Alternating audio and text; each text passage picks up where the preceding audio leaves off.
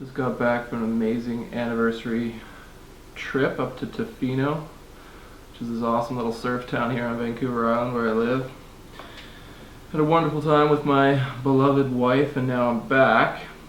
Just before I left though, I got these two beauties in the mail. I didn't have any time to restore them, so I thought I'd let you guys in on a little tool restoration session.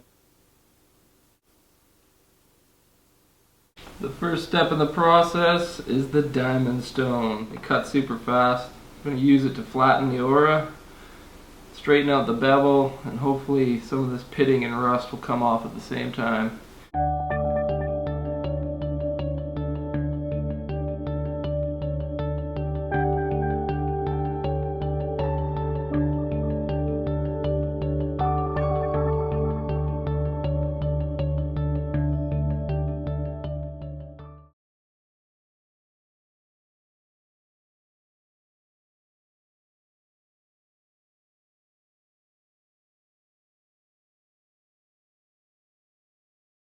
Alright, well that was a bit of a workout, but I have two absolutely gorgeous new chisels that are freaking crazy sharp,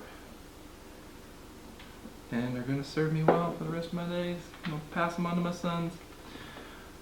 But that took about an hour and a half. Now, I know you're probably all thinking this guy is crazy. He spent an hour and a half sharpening two chisels. Well, I'd say you're probably like 95% correct if you think that.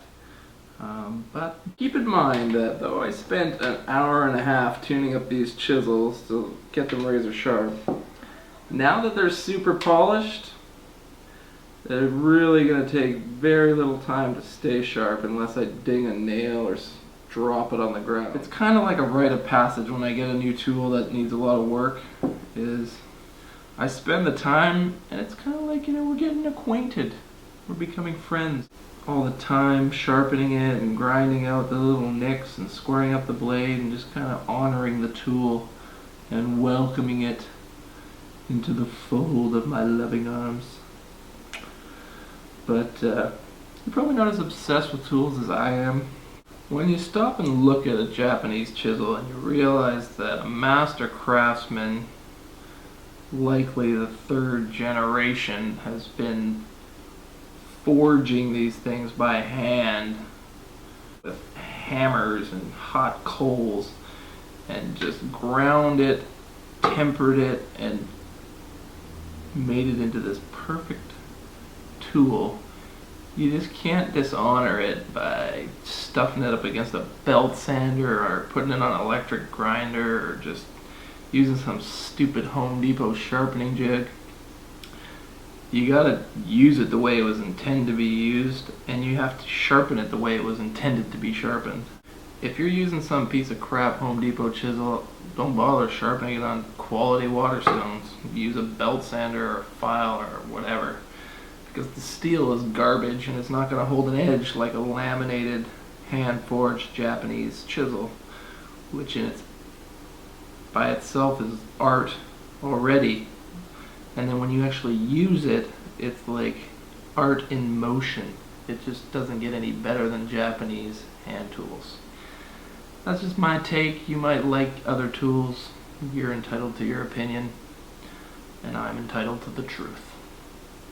We'll see you next time, Samurai out.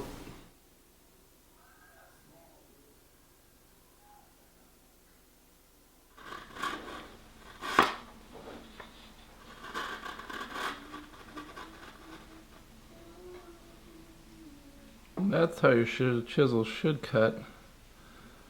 End grain. Just little ribbons of end grain. And always keep in mind when you're watching my videos that even though I act like an arrogant, cocky prick most of the time, I'm just another carpenter. Don't have a ton of experience. I've only been at it for maybe 10, 15 years. I've only really been doing quality work for maybe the last 7 or 8. And everything I've learned about Japanese tools, Japanese techniques, fine woodworking techniques, it's all just through books and self-teaching and trial and error and practice, a lot of practice. I appreciate you guys watching my videos, but some of you guys are commenting like I'm some guru or an actual samurai or something. That's really not the case. I'm just a normal guy living in a dumpy rental house, trying to get by as a carpenter and just enjoy my work and carry on the passion and the craftsmanship. So learn what you can from me, but then take it a step further, because we all have something to contribute to the craft. And passion is great, but applied passion is better. And what you'll interpret and learn from practicing and becoming good at carpentry is different than what I'll interpret and learn. So, share what you know, and don't pretend to know stuff that you don't.